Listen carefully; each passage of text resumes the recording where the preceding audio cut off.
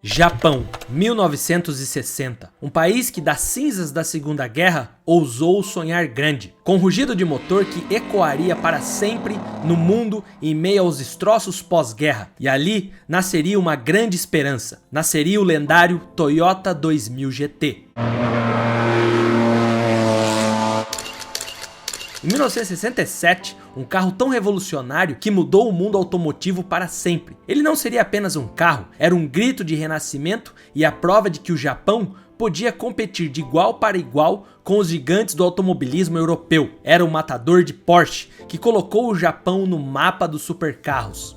Mas o Japão não pararia por aí. Há exatos 23 anos depois, em 1990, o Honda NSX chegou com a promessa de ser o supercarro perfeito. Criado com a ajuda de Ayrton Senna, ele trouxe a dirigibilidade de um Fórmula 1 para as ruas e fez até a Ferrari repensar suas estratégias. Mas, ironicamente, o NSX também se tornou um dos supercarros mais subestimados de todos os tempos. Dois supercarros, dois legados e duas grandes histórias, porém ambos com um final um tanto quanto amargo? Bom, você vai descobrir agora como o Toyota 2000 GT pavimentou o caminho para que o Japão se tornasse uma força no mundo dos supercarros e por que o NSX, mesmo sendo aclamado como um dos melhores carros já feitos, foi rejeitado pelo mercado. Hoje, mergulharemos na história desses dois ícones que representam antes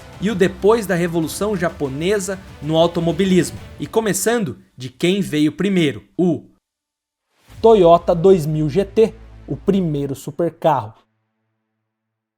Inimigos em seu território.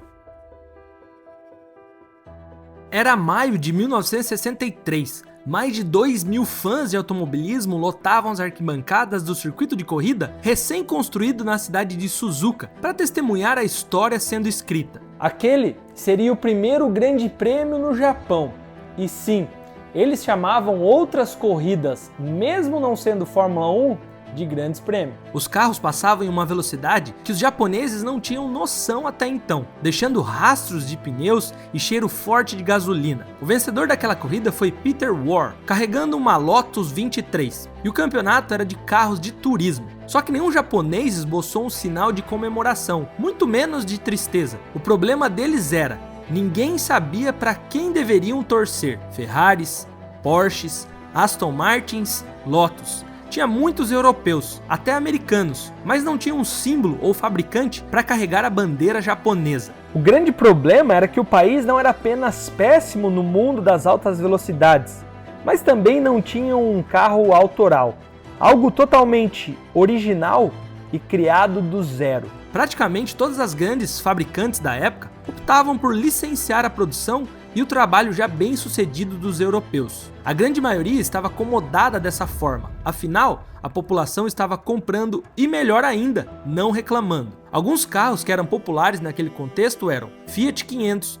Mercedes 300 SL e, por último, mas não menos importante, o querido Fusca. Apesar dessa situação ser confortável para todo mundo, existiam alguns engenheiros de uma fabricante popular de carros que estavam dispostos a expulsar os inimigos do seu território. Nadando contra a maré de todos os seus concorrentes, a Toyota tinha um plano muito ousado: construir um veículo totalmente do zero, sem suportes, sem auxílios, totalmente original, um carro japonês. Mais do que isso, eles queriam estar naquele novo circuito de Suzuka, competindo junto com os europeus e americanos, e ser o representante do Japão com toda aquela população torcendo por eles. Mas aquela primeira corrida de carros de turismo, os engenheiros voltaram para a fábrica ansiosos para mostrar ao mundo o que eles eram capazes de fazer e também ninguém desconfiava. Era uma oportunidade não só para colocar a Toyota no radar do mundo todo, mas também era uma chance para cada engenheiro ali ganhar a reputação que eles mereciam. Eles iriam criar um carro esportivo de classe mundial, que pudesse enfrentar o que os europeus e americanos tinham de melhor. Mas para entender o que causava tanta motivação nos encarregados da fabricante, precisamos voltar alguns anos antes, em uma época que a Toyota mastigava o pão que o diabo amassava. Quando se via a logo escrita Toyota em preto, todo mundo relacionava com uma empresa medíocre,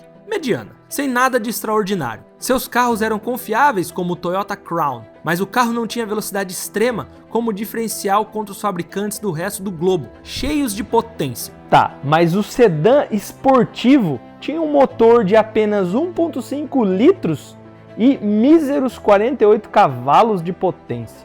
Em 1958, quando a fabricante tentou introduzir o modelo nos Estados Unidos, esperando chamar atenção com o seu nome e origem exótica, eles passaram vergonha. O Crown se tornou motivo de piada entre os americanos. Tudo era motivo de chacota, desde o design até a potência e confiabilidade. Um completo desastre. Para você ver o quão ruim iam as coisas, na campanha promocional que aconteceu para dirigirem o carro de Los Angeles a Nova York, o carro quebrou ainda em LA e a campanha precisou ser abortada. Em uma segunda tentativa, o trajeto era menor, de Los Angeles a São Francisco. Não trouxe problemas concluir aquele percurso, mas o Crown precisou voltar em cima de um guincho. O carro foi esmagado pela forte concorrência americana. A Ford tinha o forte e estiloso Thunderbird e a GM tinha o seu Corvette. Na Europa, a Aston Martin tinha o DB4. A Porsche tinha o lendário 911. Esses são apenas alguns dos rivais que a Toyota precisaria derrubar para ter sucesso com o seu tal carro sedã. Além de produzirem ótimos carros de passeio, todos esses fabricantes tinham modelos que ganhavam relevância no cenário de corridas de Gran Turismo. Com isso,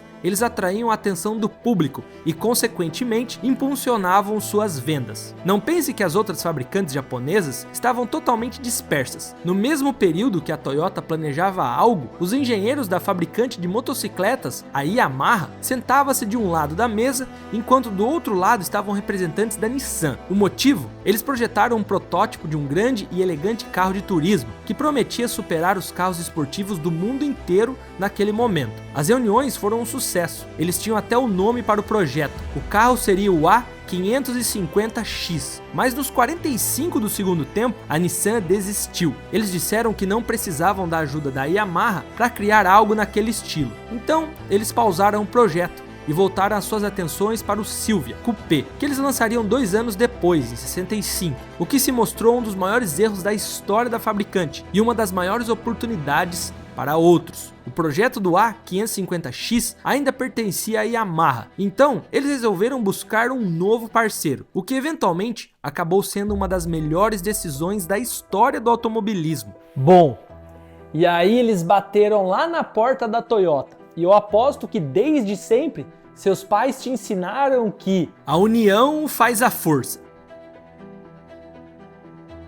Bater na porta da fabricante, conhecida por ser extremamente conservadora, não era o plano A da Yamaha, mas era melhor do que deixar o projeto cair no esquecimento. Junto disso, disposta a mudar a sua imagem no mercado, a Toyota concordou em participar daquele trabalho. Para tornar tudo ainda mais fácil, já depois do acordo entre as duas fabricantes, uma equipe da elite do automobilismo e com muita experiência se juntou a eles para participar do A550X, que agora seria chamado de 280A. Um cara chamado Jiro Kono, que era o gerente de corridas da Toyota, virou líder do projeto. Satoru Nozaki cuidaria do que ele entendia também de melhor, o design. No motor e chassi, as duas fabricantes selecionaram os melhores engenheiros que tinham e colocaram para jogo. Antes de iniciar a produção de fato, eles tinham uma visão bem nítida do que queriam criar. Seu carro teria que ser mais elegante e ágil do que os esportivos mais populares naquela época, sendo eles o Jaguar E-Type e o Lotus Elan. O E-Type era equipado com um motor central dianteiro de 3,8 litros e batia cerca de 240 km por hora. Dizem que, em seu lançamento, Enzo Ferrari teria dito que aquele carro era até então o carro mais bonito já feito. Já o Lotus Elan tinha uma tração traseira e possuía um motor de apenas 1,6 litros, mas era conhecido por estar cheio de tecnologias raras para aquela época, como freios a disco e suspensão independente nas 4 rodas. Eles queriam construir um coupé que fosse prático, de alto desempenho, capaz de ser usado no dia a dia, mas também que, com um pouco mais de veneno, fosse capaz de dominar as pistas de corrida. E embora fosse de se admirar os resultados que o E-Type e o Elan tinham, a Toyota não iria aceitar copiar os europeus mais uma vez. Eles estavam comprometidos a assumir os riscos de criar uma obra-prima do zero.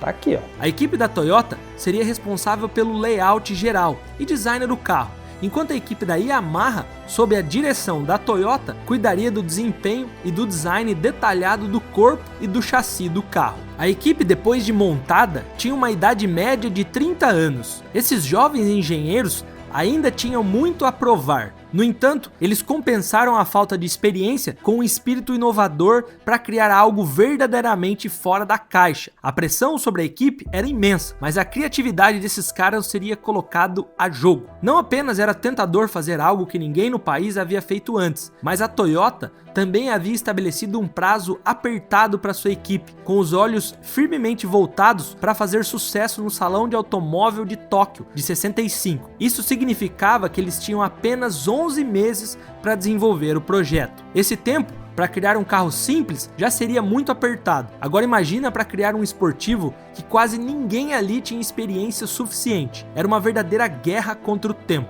Tá, só que na hora de colocar a mão na massa, talvez eles tenham começado pela parte mais difícil e complicada do projeto: o motor. Eles pegaram o motor de 6 cilindros em linha de 2.000 cilindradas do Crown e desmontaram inteiro. A ideia era manter os 6 cilindros e converter a potência para 150 cavalos, praticamente triplicar. Os recursos da Yamaha nas motocicletas foram passados para os encarregados da Toyota, e eles tinham o primeiro protótipo do motor 280A. Para o capô e porta-malas, a Yamaha emprestou algumas técnicas que eram usadas em sua linha de barcos de luxo. Grande parte dos componentes internos foram feitos em madeira natural, o que fazia o seu interior ser muito quente. O painel foi projetado para que o motorista sentisse que estava guiando um Boeing. A estrutura mais baixa do carro foi criada em uma estrutura em forma de X, o que passava a sensação de conforto e espaço dentro do 280A. Ah, e um detalhe, nada de máquinas. Grande parte da sua fabricação foi feita minuciosamente à mão. E assim, conforme 11 meses se passavam, muito trabalho, a tal equipe operou um milagre. E esse milagre reuniria algo extraordinário. O que nasceu ali mudaria tudo, o chamado 2000 GT.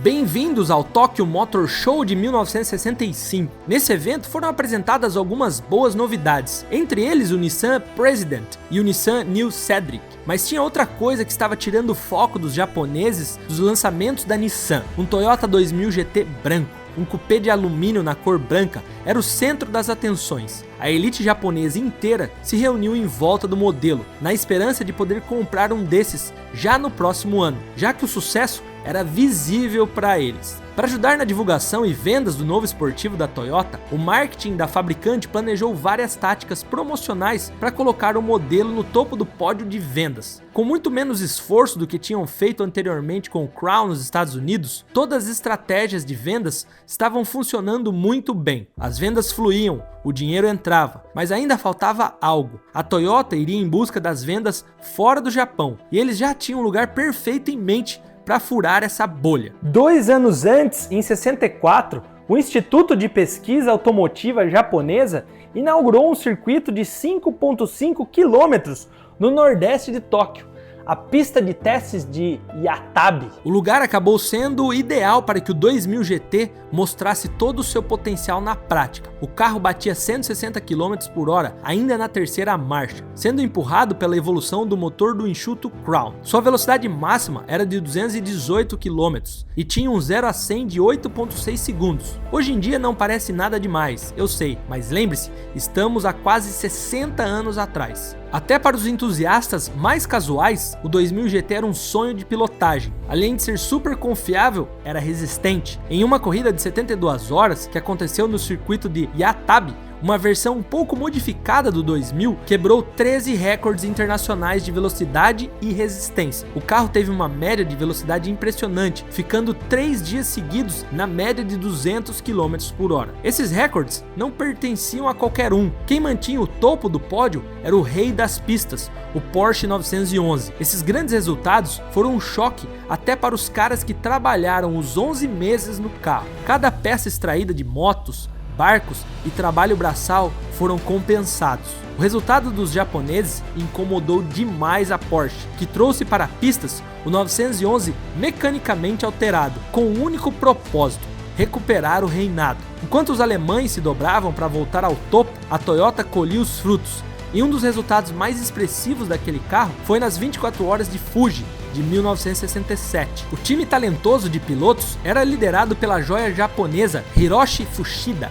O 2000 GT foi o mais durável, rápido e estável. Então, obviamente, foi o primeiro a ver a bandeira quadriculada naquela corrida. Na prova de 1000 km de Suzuka, seu desempenho também foi fenomenal e dominante. O 2000 GT mais uma vez provou seu valor na pista, entregando uma exibição magistral de velocidade e agilidade ao navegar pelas curvas desafiadoras do circuito de Suzuka. O carro também foi inscrito no terceiro Grande Prêmio do Japão, onde terminou em terceiro lugar. A sua performance, já consolidada, atravessava as fronteiras. No mesmo período, o 2000 GT foi inscrito na competição da SCCA pelo lendário piloto Carroll Shelby. Agora o embate seria diretamente contra os chefões 911 e Lotus Elan. Shelby adicionou um tempero ao 2000 GT. Além de dar uma enxugada no peso do carro e diminuir o centro de gravidade, Shelby não era um cara de errar a mão em carros, e não seria dessa vez com o esportivo da Toyota. No SCCA de 68, o 2000 GT registrou várias vitórias e pódiums. Foi um baque absurdo que atingiu em cheio as dominantes Porsche,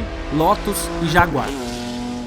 Do triunfo mundo afora e a reputação crescendo, você deve estar se perguntando como é que essa fera chegou em massa ao mercado automotivo. Voltando para a fábrica com vários troféus e pódiums, os japoneses precisavam fazer do 2000 GT também um carro comercial. Apesar de tecnicamente colocar os carros em produção em massa, cada veículo foi montado à mão, com engenheiros seguindo um processo de tentativa e erro para otimizar os componentes. Além disso, os carros também foram submetidos a padrões de inspeção extremamente rigorosos, com alguns modelos notavelmente rejeitados por terem apenas limpadores de para-brisas barulhentos. Pois é, eles estavam realmente muito rigorosos no processo de desenvolvimento do carro. Apesar do primeiro modelo ter sido feito em 67, o processo foi bem demorado e metódico. Juntando isso aos rígidos padrões de desenvolvimento da própria Toyota, o preço do esportivo passava de $7.000 na época, o que ultrapassava o valor de todos os seus concorrentes. O plano inicial era de produzir cerca de 1000 modelos do 2000 GT, mas no fim das contas a Toyota só conseguiu construir cerca de 350 modelos antes de pausarem a fabricação, o que torna ele muito raro.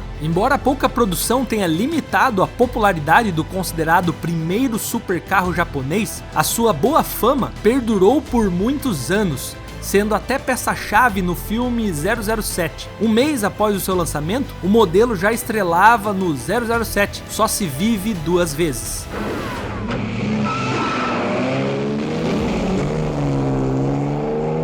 E você reparou alguma diferença nesse Toyota do filme? Bom, o carro era tão baixo que Sean Connery, o ator que interpretava James Bond, tinha dificuldade de entrar no esportivo, já que ele tinha 1,88 metros de altura. Como resultado, a Toyota transformou 2 de seus modelos de produção em conversíveis para uso exclusivo nas filmagens. O trabalho foi concluído rapidamente, em apenas 2 semanas, com as arestas ásperas disfarçadas pelo uso de uma capota preta. O filme marcou oficialmente a chegada do Japão à cena global de carros esportivos. Para eles, o fato de o 2000 GT ser dirigido por uma mulher na inteligência japonesa, uma mulher que realmente salva James Bond, se torna motivo de orgulho nacional. E óbvio que nos Estados Unidos o carro foi lançado com muito mais prestígio e respeito, muito mais do que aquela primeira vez naquela tentativa frustrada com o Crown. Apenas 15% dos 350 modelos criados atravessaram o mar, mas rapidamente se tornaram alguns dos carros mais cobiçados do mercado.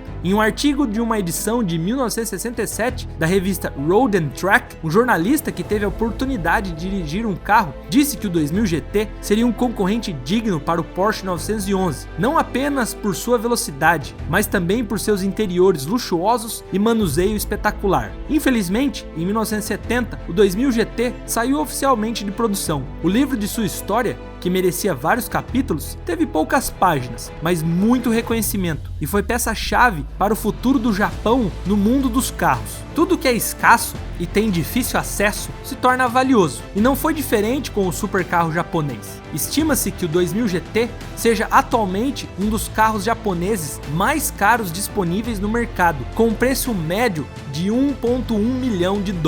E tem mais, aqueles que foram construídos e utilizados por Carroll Shelby para os triunfos nas pistas americanas valem mais que o dobro disso, podendo chegar a 2,5 milhões de dólares. Vendo o que a Toyota é hoje, é até difícil imaginar como eles eram vistos naquela época, sendo uma pequena fabricante surpreendendo os gigantes no mercado automotivo com 350 esportivos do mais alto calibre, os mais rápidos do mundo. Tudo que você conhece de Toyota, Corolla, Prius, Supra, tudo é resultado dos 11 meses de trabalho braçal dos engenheiros lá nos anos 60.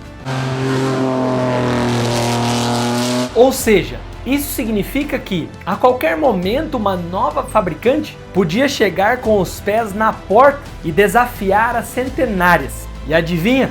Foi isso que a Honda fez 23 anos depois, com um supercarro que colocaria a Ferrari e outras grandes com o rabo entre as pernas e elevaria o nível de entrega dessas fabricantes com o NSX, perfeito e incompreendido. Capítulo 1, o início. O famoso começo dos anos 80.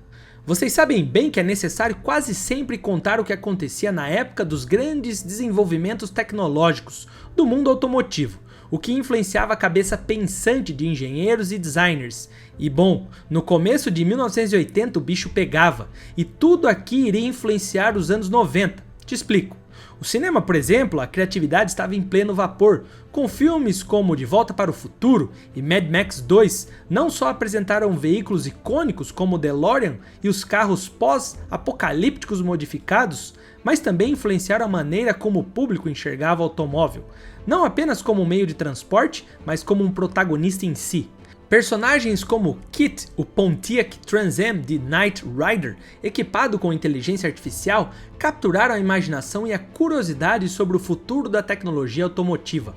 Esse tipo de representação popularizou a ideia de que os carros poderiam ser mais do que máquinas, transformando-se em companheiros de aventuras e símbolos culturais. Outro campo que influenciava direto o mundo dos carros de rua eram as corridas pelo mundo. A Fórmula 1 vivia para muitos, até hoje, os dias mais gloriosos, a era turbo. Elevou o desempenho dos carros a níveis inimagináveis, com motores capazes de gerar mais de 1000 cavalos de potência, criando corridas de tirar o fôlego. Nomes como Nelson Piquet, Alain Prost e Ayrton Senna. Guarde esse nome, já ele volta aqui na história.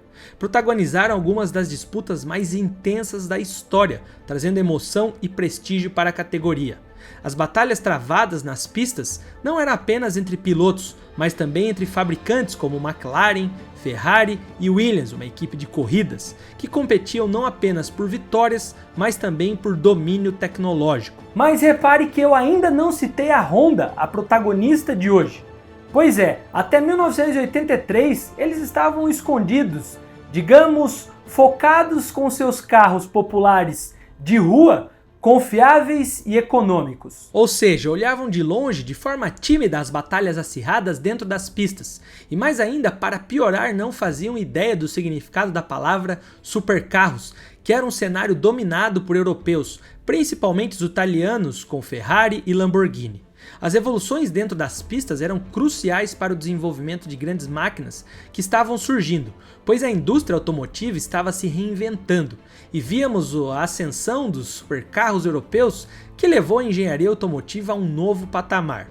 Modelos como a Ferrari F40, o Porsche 959 e o Lamborghini Countach tornaram-se marcos de desempenho e design. A Ferrari F40, último carro pessoalmente aprovado por Enzo Ferrari, estabeleceu novos padrões ao ser o primeiro carro de produção a atingir 320 km por hora, enquanto o Porsche 959 trouxe inovações tecnológicas como tração integral e suspensão adaptativa. Com as suas linhas angulares e ousadas, o Lamborghini Countach redefiniu o que significava um supercarro, tornando-se um ícone visual tão impressionante quanto seu desempenho. Por outro lado, as regulamentações de emissões mais rígidas e a crise do petróleo da década anterior ainda influenciava a indústria. Fabricantes americanas como Ford e GM foram obrigados a focar em carros mais econômicos e a implementar tecnologias que melhorassem a eficiência de combustível. Esse período viu a introdução massiva de inovações como o controle eletrônico de injeção e os catalisadores, e até mesmo os primeiros airbags, mudando o panorama dos carros de produção em série. E era por aqui que a Honda se encaixava mais, querendo vender para o mundo o que eles tinham de melhor. E o que era? Bom, CRX, Prelude e Civic. Eles eram veículos de tração dianteira, projetados para serem acessíveis, econômicos e eficientes, mas ainda assim divertidos de dirigir e bons carros para a maioria da população mundial. Aliás, as fabricantes todas japonesas seguiam a mesma linha de raciocínio, alguns com mais ou menos ousadia, explorando diferentes segmentos de mercado, mas poucos se aventuraram a competir diretamente no território dos supercarros. A Toyota, por exemplo, já possuía modelos respeitados como o Supra e o Celica, que eram considerados esportivos de destaque, mas ainda longe de serem classificados como supercarros. O Supra só viria a ganhar fama como um esportivo de alta performance nos anos 90, com a introdução do modelo Mark IV, consolidando sua reputação global. A Nissan, por sua vez, seguiu um caminho com o Nissan 300ZX e outros da famosa linha Z. Esses carros tinham um desempenho notável para a época e eram bastante populares, mas seu foco estava mais na categoria GT. A Nissan só daria seu primeiro passo no universo dos supercarros no início dos anos 90 com o lançamento do GT-R R32. Já a Mazda também tinha um foco bem diferente durante essa época. Apesar de ser a criadora de um dos esportivos mais amados, o RX-7, equipado com o lendário motor rotativo Wankel, a Mazda não buscava rivalizar com a Ferrari ou Lamborghini, de jeito nenhum. Nessa altura você já entendeu porque a fábrica Honda preferia ficar na sua zona de conforto, mas os engenheiros da fabricante sonhavam com mais. Uma equipe de nerds de corrida que estavam dominando a Fórmula 2 no início dos anos 80.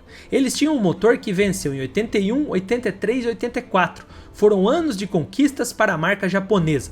E aí eles se questionaram, por que não um supercarro de rua com o DNA dessa divisão, que estava dominando as pistas? A resposta é um pouco mais complexa. Embora tivessem engenheiros de alto calibre em seu time, eles não tinham a menor experiência nesse tipo de projeto. Não sabiam nem por onde começar, mas foram atrás de estudar e buscar soluções para suas ambições, desde trabalho intenso de pesquisa e desenvolvimento até testar diferentes posições para o motor e sistemas de tração. Até aquele momento, eles haviam se concentrado em carros de tração dianteira, com motores montados na frente, porém decidiram experimentar algo novo. Pegaram o Honda City e decidiram colocar o motor na traseira para dar uma volta pelo estacionamento. Surpreendendo a todos da equipe Honda, essa experiência inusitada deu resultados. A dirigibilidade era incrivelmente precisa, dinâmica e proporcionava uma boa condução. Outro passo foi a construção de vários protótipos de teste, incluindo o modelo conceito chamado HPX, Honda Pininfarina Experimental, que já trazia a configuração de motor traseiro. Esse conceito foi usado como uma plataforma de experimentação para explorar o comportamento dinâmico e testar as vantagens dessa posição de motor. Enquanto os engenheiros debatiam ideias para qual caminho prosseguir, a Honda, em paralelo, estava preparando a marca Acura para conquistar o mercado americano. Para isso, precisavam de um carro que fosse destaque, algo para mostrar aos americanos que sim, eles estavam lá para competir com as outras marcas de igual para igual, e que não se tratava apenas de mais um Honda com outro nome. Eles poderiam simplesmente ter adaptado um de seus modelos para transformar algum veículo em tração traseira e montar uma divisão esportiva para lançar um carro decente? Poderiam, mas decidiram seguir um caminho diferente. O que aconteceu naquele dia com o City foi uma grande inspiração, já que a Honda não estava interessada em competir com a Nissan, BMW ou a Mercedes. Eles queriam algo grandioso, mas que não era tão simples assim, competir e derrubar a Ferrari. Com essa ambição em mente, eles não podiam cortar caminhos. O presidente da Honda na época, Tadashi Kumi, deu a ordem, mas exigiu 4 coisas que ele não iria abrir mão para o NSX: confiabilidade, segurança, respeito e dirigibilidade. Tudo que a Honda já tinha de melhor em seus veículos. tinha que ter no esportivo e isso era inegociável. O líder do projeto, o engenheiro-chefe Shigeru Uehara, deu a ordem para Nobuhiko Kawamoto, chefe de pesquisa e desenvolvimento, criar um carro que pudesse superar a Ferrari 328, mas que fosse um legítimo Honda. O supercarro deveria ser capaz de enfrentar um dia nos autódromos e voltar para casa inteiro, ser capaz de estacioná-lo na rua, ver através dele. Coisas que a Ferrari e a Lamborghini sofriam para entregar em seus supercarros. Em resumo, um carro realmente bom e confiável, uma ideia revolucionária para os padrões da época. A visão da Honda para o NSX pode parecer simples agora, mas eles estavam escrevendo história. Bom, do jeito Honda de ser, eles queriam produzir uma Ferrari acessível, com durabilidade, proporcionando a mesma emoção e desempenho dos rivais. O Uehara e sua equipe se dedicaram a analisar minuciosamente os carros rivais. Eles montaram um gráfico comparativo que incluía todos os esportivos concorrentes, mapeando a relação entre potência e peso, massa total dos veículos e distância entre eixos. A abordagem não seguiria o caminho típico dos americanos ou italianos, que costumavam focar em aumentar a potência ou adicionar mais cilindros para alcançar velocidades máximas exorbitantes. Ao invés disso, a Honda adotou uma filosofia mais equilibrada e estratégica. O verdadeiro desafio era encontrar a combinação ideal de características para criar um carro perfeito em todos os aspectos. A equipe de desenvolvimento, que frequentemente viajava entre os centros de pesquisa e desenvolvimento da Honda no Japão, utilizando trens-bala como meio de transporte. A solução, na verdade, esteve diante deles durante todo esse processo. Os próprios trens-bala ofereciam a resposta. Eles eram construídos em alumínio. Até então, nenhum carro de produção em massa havia sido fabricado com um monocoque inteiramente em alumínio. E esse seria o grande diferencial que permitiu à Honda criar um carro com potência consistente e peso reduzido. A aspiração também permitiu que a equipe reduzisse aproximadamente em 91 kg do peso total do carro e, o mais importante, inaugurou uma nova era para o uso de alumínio na indústria automotiva, revolucionando a forma como os carros seriam construídos no futuro. Mas a Honda, por muito pouco, não comete um grande erro nesse projeto. Depois de projetarem o chassi e resolverem todos os detalhes, eles colocaram um motor de sedã Accord nele. Sim, o conceito original do NSX era simplesmente colocar um motor de carro intermediário da marca em algo que era tratado como grandioso. O pessoal da Honda estava muito maluco, só pode. Enfim, não fazia sentido algum criar uma marca de luxo, um supercarro que apresentava uma ideia genial em um chassi revolucionário, mas é equipado com o motor de um sedã de baixa potência. Que coisa absurda! Mas enfim, diziam eles que estavam prontos para o lançamento. Capítulo 2. O protótipo ganha vida. Em 1989, o NSX estava pronto. O protótipo da Honda faria sua estreia no Salão do Automóvel em Chicago, um dos maiores eventos automotivos do mundo. Enquanto outra marca fazia sua apresentação, o presidente da Honda, Tadashi Kumi, decide trazer à vida o protótipo. A multidão ficou chocada e intrigada com o que a Honda tinha atrás da cortina, mas Kumi mesmo estava desapontado. O carro não possuía o novo sistema VTEC revolucionário da Honda. Então Kumi pressionou seus engenheiros, que lhe dizem que o VTEC está planejado apenas para aplicações de 4 cilindros. Após escutar isso dos seus engenheiros, Kumi força a equipe do NSX a desenvolver um motor VTEC de 6 cilindros totalmente novo, fazendo ele se tornar o que queriam para um supercarro. Bom, traduzindo em números e dados, o NSX tinha hastes de conexão de titânio, permitindo que o motor atingisse uma rotação máxima de 8.000 RPMs na versão de transmissão manual. Sistema de indução de volume variável que proporcionava ao carro uma curva de torque incrivelmente ampla, motor V6 de 3.0 litros, responsável por produzir 270 cavalos de potência. Sim, hoje parece bem modesto, mas para a época eram números impressionantes. E um 0 a 100 que era feito em 5.9 segundos, a velocidade final 270 km por hora. Basicamente o NSX tinha cavalaria 1 por 1, um cavalo de potência responsável por 1 km por hora na velocidade final. O design aerodinâmico e futurista chamou a atenção imediatamente, com suas linhas suaves, perfil baixo e proporções equilibradas, inspirado também nos caça F-16 pela sua visibilidade. Com tudo isso, a Honda continuava tendo olhos bem centrados em uma única montadora: a Ferrari. A Ferrari 328 era referência de desempenho e o NSX era tão bom que chegou até competir com a 348, sucessora da 328, e manteve o ritmo. Já que o protótipo para testes estava pronto, naquele mesmo ano, em 89, e para desbloquear o potencial do carro, a Honda contou com a ajuda de uma lenda do automobilismo e talvez o último e mais importante elemento para deixar o carro como sonhavam.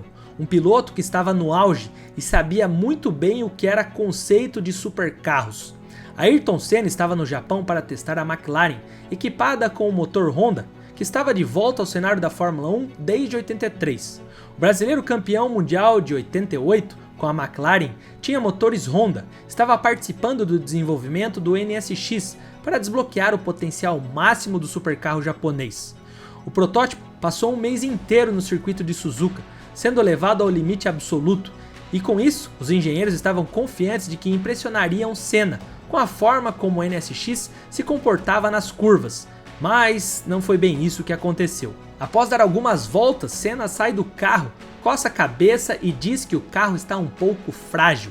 Os engenheiros ficaram atordoados e incrédulos, pois na cabeça deles o carro era bom, mas ficaram sabendo que estavam longe da perfeição. Resultado: o NSX voltou para a mesa de desenho novamente e meses depois surgiu 50% mais rígido. A Honda até utilizou de um supercomputador para aperfeiçoar o design da suspensão de alumínio. A Honda estava focada, disposta a fazer história. Não tomaram atalhos, lembre-se, e agora o NSX era um supercarro afiado e potente, pronto para o cenário automotivo mundial. Tudo graças à lenda Ayrton Senna, um Honda City, um trem-bala e um supercomputador. Então, o grande dia finalmente chegou. Era hora do mundo ver que os nerds da Honda estavam fazendo em segredo. O projeto de 140 milhões da Honda havia dado certo e o NSX custava cerca de 60 mil dólares, novinho em folha. O NSX quebrou todos os moldes para carros esportivos, sendo uma verdadeira revolução. O processo de produção em massa do Honda NSX foi meticulosamente planejado e executado, refletindo o compromisso da Honda em entregar um supercarro de alta qualidade, algo que nunca havia sido feito antes pela marca em uma escala tão precisa. A produção do NSX começou em 90 na fábrica de Takanezawa, localizado na província de Tochigi, e esse local foi especialmente preparado para atender às exigências de fabricação do carro, já que a construção do NSX exigia processos sofisticados e inovadores dentro da fábrica nova e moderna. A decisão de usar alumínio no chassi e na carroceria trouxe grandes desafios, exigindo que a Honda desenvolvesse novas tecnologias de soldagem, como a soldagem TIG, para garantir precisão e resistência sem comprometer a estrutura. A montagem do veículo era altamente manual, com trabalhadores rigorosamente treinados para garantir perfeição em cada detalhe, desde a soldagem até a calibragem do motor. A produção era limitada, com cerca de 25 carros fabricados por dia, priorizando a qualidade sobre a quantidade, com cada unidade passando por testes rigorosos antes de ser finalizado. Os jornalistas das revistas especializadas inevitavelmente o elogiaram como uma revelação, enquanto os consumidores ficaram chocados ao verem uma máquina tão elegante e rápida vindo da marca de carros econômicos. Ferrari e Lamborghini tinham diante deles um carro que o superou em seu próprio jogo na primeira tentativa, por metade do custo de uma Ferrari de nível intermediário. Um supercarro agora não era mais domínio das Ferraris e seus clientes ricos que viviam em Mônaco ou em Hollywood, muito menos para os donos de iates com as suas Lamborghinis. Ele era lindo, era rápido, era dirigível, era confiável e a cereja do bolo era barato. Um supercarro para a grande maioria das pessoas. Pessoas como nós, normais, com um pouquinho de dinheiro no bolso. Não precisava ser mais milionário. Capítulo 3. O legado do NSX. Nos tempos de hoje, o NSX dos anos 90 pode não brilhar os olhos da nova geração e que muitos nem sabem da existência. Infelizmente, seus números no mercado não foram os melhores, e nem era sobre isso. Para a Honda, era pela honra e provar que podiam revolucionar, e o fizeram em grande estilo. Um carro lindo equipado com um V6 sem turbos ou superchargers, menos de 300 cavalos de potência e que na verdade poderiam ter sido mais, porém uma lei japonesa limitava carros padrão a 280 cavalos, além de ser discreto quando comparado a Lamborghinis e Ferraris. Ele era uma faca afiada e equilibrada nas mãos certas, era tão rápido quanto qualquer outro, como Ferrari, Porsche ou Lamborghini pudessem fazer na época. O NSX pode parecer hoje antiquado, mas porque estamos olhando através da lente de todos os supercarros e carros esportivos que ele tornou possível e vieram depois dele.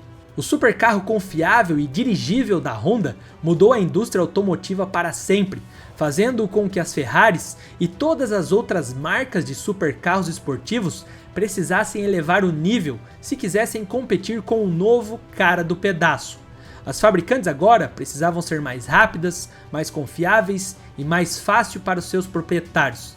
Se uma empresa japonesa lançou um carro esportivo V6 pela metade do preço e com o mesmo desempenho, a Itália precisava acordar. E acordariam depois que tremeram para a Honda. Nas análises comparativas da época, o NSX se destacava, e seus concorrentes eram de extrema relevância: Porsche 911, Ferrari 348, Lotus Esprit. O NSX foi uma revolução tão grande que ajudou a inspirar um dos maiores supercarros de todos os tempos, o McLaren F1 de Gordon Murray. O designer do carro cita o NSX como inspiração direta para o lendário F1, o primeiro carro a chegar próximo aos 400 km por hora. Se o Honda NSX foi o referencial para o primeiro hypercar do mundo, o que mais podemos falar? Sabemos que os engenheiros japoneses acertaram em cheio com esse modesto supercarro japonês. Hoje, fazem mais de 30 anos desde o seu lançamento, e o NSX é um carro que sentiu a presença do tempo, mas que ainda assim chama atenção. Se você visse um na estrada, talvez olhasse duas vezes para ter certeza de que era ele passando por você. Ao longo de seus 15 anos de produção, o NSX enfrentou o sucesso criado por ele mesmo, mas que os concorrentes souberam aproveitar melhor. O McLaren F1, por exemplo, mostrou ao mundo a perfeição de um hypercar. A Lamborghini Diablo mudou para sempre a aparência de seus próximos carros caríssimos. A Ferrari 355 se sacudiu para ter um carro rápido por excelência. E quanto ao NSX, bom, ele permaneceu praticamente inalterado, estava à frente do seu tempo e os poucos NSX originais meio que desapareceram na memória. Claro que outras versões do super esportivo vieram ao longo dos anos, como o NSX-R, pesando 100 kg mais leve que o original, sem direção hidráulica ou ar-condicionado, além de um motor V6 um pouco mais potente que o original, com 286 cavalos. Após 11 anos, em 2002, a Honda lançaria uma versão atualizada do seu supercarro, o novo NSX. Tinha uma aerodinâmica ainda melhor em comparação ao seu antecessor, além de lanternas escamoteáveis deixaram de ser presentes. No motor, manteve praticamente a mesma coisa, um V6 de 280 cavalos, e a velocidade final passou de 270 para 285. Até 2015, o NSX era isso. Essa versão de 2002 durou até 2005, e depois não tivemos mais nenhum lançamento do supercarro. 10 anos após o último lançamento, a Honda não queria decepcionar seus clientes, quando anunciou que lançaria uma nova geração para o famoso NSX. A segunda geração foi identificada no Salão do Automóvel Internacional norte-americano de 2015. O NSX foi vendido sob a insígnia da Honda para mercados específicos, enquanto outros países o conheciam como Acura. Como seu antecessor, o novo NSX era um carro de motor central com uma frente mais curta. Ainda assim, apresentava uma dianteira angular que ostentava faróis de LED finos e uma grade em forma de pentágono ladeada por entradas de ar laterais largas. No perfil, a área envidraçada apresentava uma linha de teto arqueada que se inclinava para trás do veículo, cobrindo o compartimento do motor. Na frente dos arcos das rodas traseiras, o fabricante instalou as entradas de ar necessárias para resfriar o motor e alimentá-lo com ar. Finalmente, na parte de trás, a equipe de design da Honda instalou lanternas traseiras de LED conectadas por uma faixa vermelha. Apesar do visual esportivo do exterior, o interior era luxuoso. Mesmo apresentando bancos com alto apoio lateral, estes proporcionavam tanto conforto quanto suporte lateral. O motor consistia em um V6 biturbo 3.5 litros, auxiliado por 3 motores elétricos, 2 na frente e 1 na traseira, que somados geram 573 cavalos. Graças a essa configuração, o carro ganhou tração integral e seu 0 a 100 era de apenas 3.2 segundos. Claro, nada tão impressionante quanto um Nissan GT-R ou um Ferrari 488, mas ainda assim era bom. E a velocidade máxima chega perto dos 308 km por hora, sendo mais lento aí que os concorrentes. Parece até um Honda Civic da nova geração. Mas a inteligência japonesa continua. A aerodinâmica, por exemplo, é tão inteligente que pode resfriar todos os motores enquanto fornece grandes quantidades de aderência, aumentando a força descendente nas rodas dianteiras e traseiras. O NSX original tornou a posse de um supercarro menos dolorosa e menos cara. Esse fez o mesmo para um supercarro híbrido. Realmente é um digno sucessor que infelizmente teve a sua produção encerrada em 2022. E agora o NSX apenas faz parte da história como um supercarro que marcou gerações e influenciou diretamente seus rivais conterrâneos, como por exemplo a Toyota, com o carro que foi do céu ao inferno, foi amado por entusiastas raiz e hoje virou chacota por uma legião, o carro que brilhou nos cinemas nas mãos de Brian. Eu tô falando do Supra, e o vídeo já começou na sua tela para você entender melhor do que eu tô falando. Te vejo já!